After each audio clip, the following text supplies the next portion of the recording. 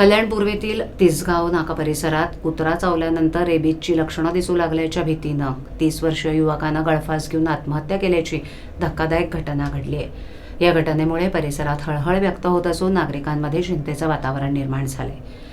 तिसगाव नाकावरील सहजीवन सोसायटी बी विंगमध्ये फ्लॅट क्रमांक 903 मध्ये राहणारा आयश अमीन असं मृत युवकाचं नाव असून त्याच्या पश्चात एक भाऊ, वृद्ध आई वडील असा परिवार आहे।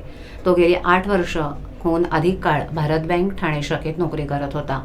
मिळालेल्या प्राथमिक माहितीनुसार काही दिवसांपूर्वी तिसगाव नाका परिसरात भटक्या कुत्र्यानं अमीन यांच्या पायाला चावा घेतला होता। त्यानंतर त्याने केवळ एकच इंजेक्शन घेतल्याचं सांगितलं जातंय। मागील 4 दिवसांपासून त्यांच्या हालचालीमध्ये असामान्य बदल जाणवत असल्याचं नातेवाईकांनी सांगितलं। दरम्यान काल सायंकाळी घरात कोणीही नसताना अमीन यांनी आपल्या राहत्या घरी आत्महत्या करत आहोत याबाबतची सुसाईड नोट लिहून गळफास घेतल्याची प्राथमिक माहिती पोलिसांनी दिली। या प्रकरणाचा पुढील तपास कोळसेवाडी पोलीस ठाणे करत आहेत। याविषयी ठाणे जिल्हा शल्यचिकित्सक डॉक्टर कैलास पवार यांनी प्रसारमाध्यमांशी बोलताना अधिक माहिती दिली। कालच एक कल्याणमध्ये घटना घडली आहे की एका 30 वर्षा युवकांनी आत्महत्या केली। तर का रेबीज सारखा असा त्याला वाटलं काय? 8 महिन्यापूर्वी त्याला कुत्र्याने चावलं होता। काय सांगणार याच्यावर?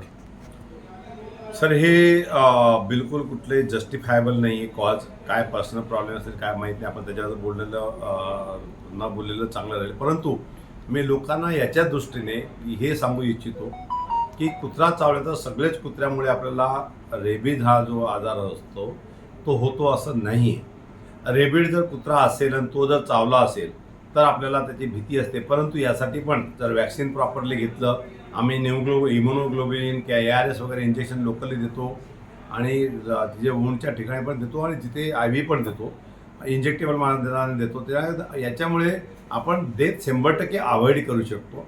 खूप रेअर केसेस आहे, खूप रेअर केसेस आहे। इम्युनिटी लो असेल, त्यांनी प्रॉपर डोसेसचे शेड्यूल फॉलो केलं नसतील, इंजेक्शन मिस केले असतील तर त्यांना हे रेबीज आजार होऊ शकतो आणि तो डेंजरस आहे, मान्य आहे।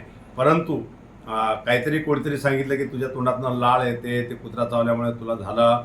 आपल्याला बेसिकली खरंच सांगतो एक सिरियस गोष्ट की आपल्या पिक्चरमध्ये बघतो की घोड्याचं इंजेक्शन दिल्यावर माणसं घोड्यासारखे बोलतात वगैरे किंवा ही करायला लागतात। काय त्याचं कारण आहे, ती एक एंटरटेनमेंटचं साधन आहे। असं कुत्र्या चावल्यावर कुत्र्यासारखा माणूस कधीच होत नाही। जर रेबीज झालं तर हायड्रोफेबिया होतं, जे पाण्याचं त्याला हे होतं, त्याच्यामुळे तो जरा वेगळ्या त्यांना न्यूरोलॉजिकल कंडिशन असतात, ब्रेनमध्ये इन्फेक्शन होतं त्याचं ते तो पेशंट। आणि हे पेशंट उज्ज्वली झाल्यानंतर 10 दिवसापेक्षा जास्त जगत नाही असा आमचा अनुभव आहे। परंतु हे जर झाला तरची गोष्ट आहे, तर याला घाबरून कुठल्या तरी अँगलने कुठला तरी विचार करून कोणीतरी सांगितलं मग त्याची भीती, ते त्यांनी डॉक्टरकडनं जाणं, त्याचं काउन्सिलिंग करून घेणं। वॅक्सिनेशन्स अवेलेबल आहे मुबलक प्रमाणात ठाण्यामध्ये की आपल्या हेल्थ डिपार्टमेंटला सगळीकडे मुबलक प्रमाणात त्याचे वॅक्सिन्स, इम्युनोग्लोबिन अवेलेबल आहे। डॉक्टरचा मी रिपीटेड ट्रेनिंग घेतोय आता, कारण कुत्रा चावल्याचा प्रकार असा एक वर्षभरापासून खूप जास्त वाढलेला आहे। कुत्र्याची संख्या वाढते, आपण ते TV मध्ये बघतोय, सगळीकडे बघतोय। परंतु ठीक आहे, त्याच्यावर आता गव्हर्नमेंटच्या निर्देशानुसार महानगरपालिका असतील की आपलं डिस्ट्रिक्ट ॲडमिनिस्ट्रेशन असेल, त्यांची काही मदत करता येईल ते सगळ्या दृष्टीने करताय। निर्विजीकरण असेल, बाकी सगळ्या ॲक्टिव्हिटी चालू आहे। वॅक्सिन्स अवेलेबल आहे, इंजेक्शन मेडिसिन भरपूर प्रमाणात अवेलेबल आहे। परंतु कुठेतरी एखाद्याला घाबरून, हे ऐकलं होतं कोविड काळामध्ये काही लोकांच्या घाबरून डेथ झाल्या वगैरे, काहींना प्रॉब्लेम आले। हे घाबरणं हा जो आहे हा मानसिक आजार आहे।